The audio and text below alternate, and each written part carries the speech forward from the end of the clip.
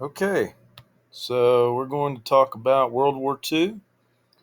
This is still essentially the same time period of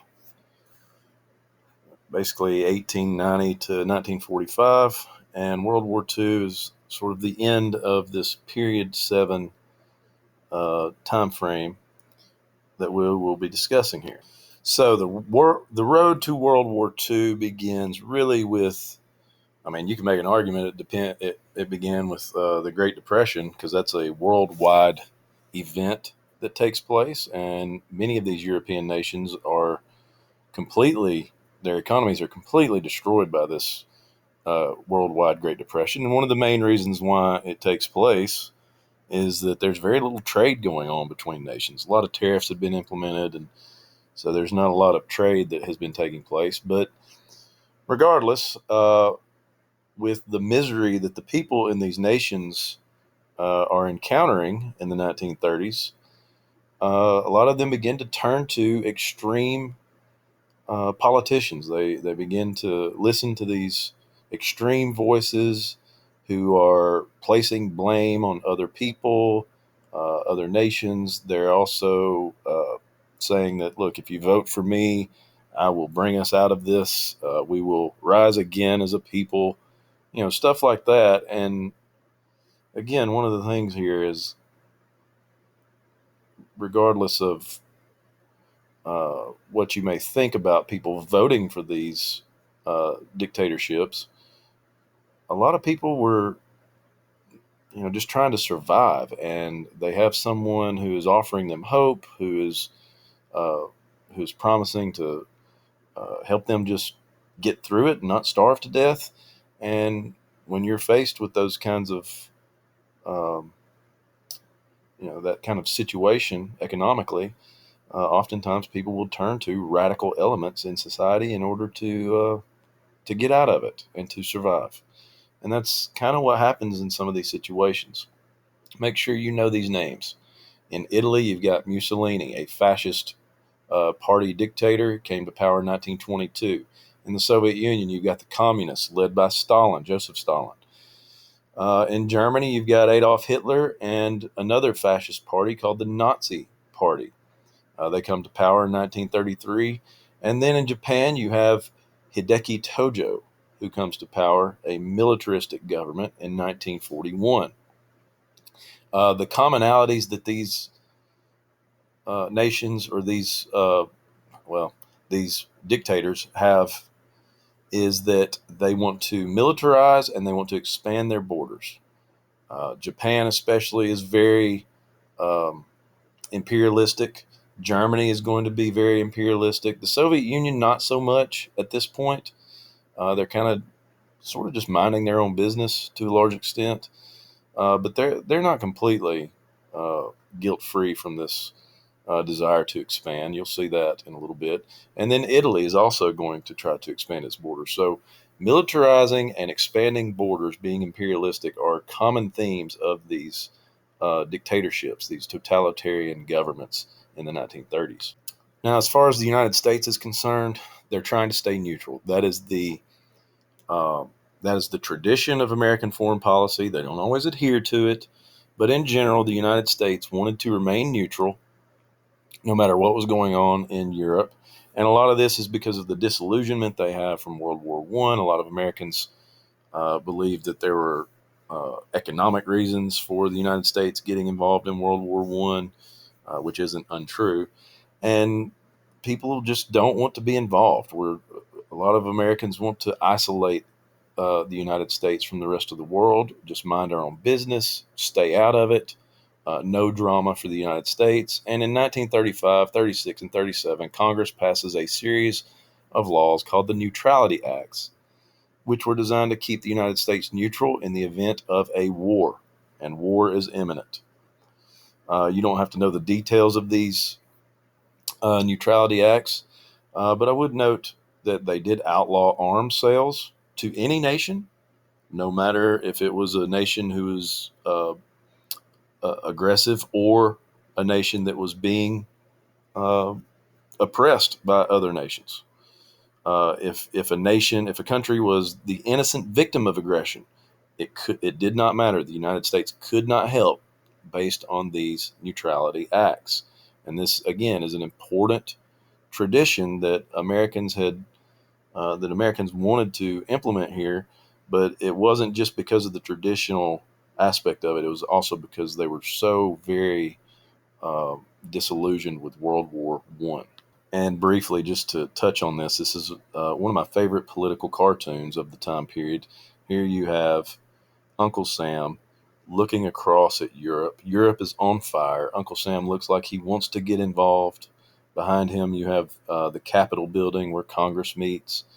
America, the last refuge of democracy. And here is Lady Liberty. And she is saying, please stay out for my sake as well as your own. And she pretty much represents the American people who are saying, please, let's not get involved. And Uncle Sam is sort of looking longingly like he is going to make the decision to get involved, and he represents Congress and the politicians. And the policy that was being implemented in Europe was known as appeasement. Essentially, this is let's just give Hitler what he wants, and even the fascist in Spain, even Japan to some extent. Let's just let them do what they want to do, and hopefully that will be it. And they'll leave us alone. We won't have war. Let's just give them what they want so we can avoid war. That's essentially the policy of appeasement in Europe, and it was very, very unsuccessful. Hitler is openly violating the Treaty of Versailles. He takes over the Rhineland. He builds up the German military, despite the fact that the Treaty of Versailles said that Germany could not do this. Um, he annexed Austria, and then he starts to demand the Sudetenland. In the Munich conference, European leaders met, and they agreed to hand over the Sudetenland to Germany. And Hitler says he will not demand any more land. And in the end, he goes back on his word and he takes over all of Czechoslovakia. And this Munich conference becomes a symbol that characterizes the failed policy of appeasement. And it's pretty embarrassing uh, for European leaders, but it also shows that there is no way to appease Hitler, that he wants to grow the German Empire and he wants to conquer Europe. And at this point, the European powers who had been trying to appease him to avoid war, they recognize that he is a major, major threat. Now, Germany Hitler recognizes uh, that he cannot fight a two-front war. And since Germany is located right in the middle of Europe, as you see right here, if they were to try to conquer Western Europe, they would be fighting a war over here, but then they would also have a threat from the Soviet Union in the east. So Germany gets the Soviet Union, shockingly, to sign an agreement called the Non-Aggression Pact. This Non-Aggression Pact is not an alliance, but it is an agreement to not fight each other. Essentially, the Soviet Union will allow Germany to do whatever it needs to do, and it will not interfere, it will not invade, it will not try to stop Germany from doing what it wants to do. And this is, again, this shocks the world. People are, they can't believe that this has taken place. In this agreement, Hitler and Stalin agreed to divide Poland between the two. So here you see an instance of Soviet imperialism to some extent, even though they're not really going to be involved in the invasion of Poland. And on September 1st, 1939, Germany invades Poland, and this begins World War II. Basically, the European powers recognize that they're going to have to stop him militarily. By June of 1940, so we're talking about just a few months later, Hitler had conquered most of Europe, including France, which France will take just a few weeks to conquer. And once France is conquered, there's pretty much nobody left except for Great Britain. The United States is going to continue to remain neutral, but they do not want the Axis powers to win. And remember, we've got the Neutrality Acts in place, but those are going to be adjusted. And FDR is the president, Franklin Roosevelt. Uh, and he recognizes the growing threat of this war and of Germany in general, and he doesn't necessarily want to remain neutral to the extent that the United States has up to this point. So in 1939, a Neutrality Act is amended, and this Neutrality Act that is passed says that countries could buy weapons as long as they paid for them in cash and carried them on their own ships. This was the cash and carry policy. So the question of, are we really neutral? The answer is no. The United States is taking a side. And then in June of 1940, most of France has been defeated, and there is a creepy image of Hitler standing in front of the Eiffel Tower after having conquered France, and just a very spooky image there. And in August of 1940, the Battle of Britain begins. Essentially, Germany just relentlessly bombing England in a blitzkrieg, day and night. And here's a political cartoon that's also interesting.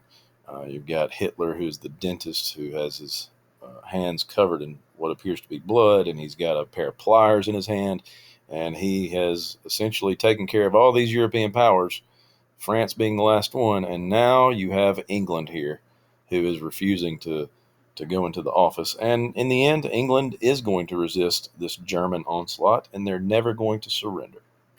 More American involvement. You're going to have the Committee to Defend America is going to be created, and they advocate for helping England and the Allies, and they're advocating this uh, from the perspective of, look, this is a very dangerous situation, and they're our allies anyway, and they're our favorite trading partners, and we should be there for them. But then you have the America First Committee. This group opposed American involvement in the war. So you've got a debate going on here about how much the United States should get involved. In September of 1940, you have destroyers for bases. The United States would give England U.S. destroyers in exchange for military bases in the Western Hemisphere. This is just basically an excuse on behalf of FDR to try to help the Allies by giving them these used destroyers. And really, the military bases are, I mean, I guess it was nice to have, but they weren't necessities for the United States. And in 1940, there's an election, and Roosevelt breaks the two-term tradition of Washington, and he wins his third term. He will win a total of 4, and he'll die in his 4th term. And it is easy to be critical of a person running for a third term when that had never happened before, but these were unprecedented times. The United States is still kind of in a major depression. They're just barely starting to come out of it. And they also have this war that's breaking out in Europe that is very, very scary and dangerous. And so um, I, I tend to think that this was a good idea on behalf of FDR to run, and then the American people elected him. Then we have the Lend-Lease Act, which absolutely places the United States, there's no doubt, on a particular side, and the United States is on the side of the Allied powers. Uh, FDR was very concerned about the threat of the Axis powers winning. So the Lend-Lease bill is passed. It eliminated cash carry requirements, and the United States would send supplies to countries that were victims of aggression. And he said, "We will be the great arsenal of democracy." And in this, he's saying, if we provide weapons and supplies and things of that nature to the Allies, perhaps we can avoid having to fight ourselves. Perhaps we can avoid sending our kids over to fight.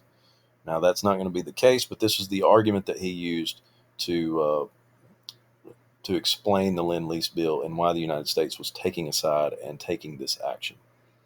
There is now no question that the U.S. was not truly neutral. This is essentially an economic declaration of war, and U.S. factories shift to all-out war production, and as a result, the Great Depression will end. Operation Barbarossa. This is Hitler's um, Hitler's plan to invade the Soviet Union, and in June of 1922, June 22nd, 1941, Hitler does invade the Soviet Union. He goes back on his word. He stabs Stalin in the back, as you see here in the image. And now the Soviet Union is clearly with the Allies, as they have been betrayed. And so they're going to be an uneasy ally because the United States doesn't really trust them, and neither does some of the other allies. But they're part of the Allied powers now, whether they wanted to be or not. And finally, we have Japan. Um, Japan was being imperialistic as well. They're expanding dramatically in the Pacific Ocean, and that is where Hawaii is. And Hawaii has Pearl Harbor. So, as a result of their expansion, Roosevelt issues an embargo against Japan, which really hurts them because they're an island nation. They don't have a lot of their own resources, and so they rely on imports from other parts of the world. Uh, and then Japan pretty much ignored the embargo, and they took over French Indochina in July of 1941. As a result, Roosevelt orders all Japanese assets to be frozen and a ban on oil sales. Big moment here because they were heavily reliant, Japan was, on uh, oil imports. Negotiations take place between the United States and Japan, and during those negotiations, December 7th, 1941, a surprise attack on Pearl Harbor takes place by the Empire of Japan, and that brings the United States into World War II. They declare war on Japan, and Germany declares war on the United States.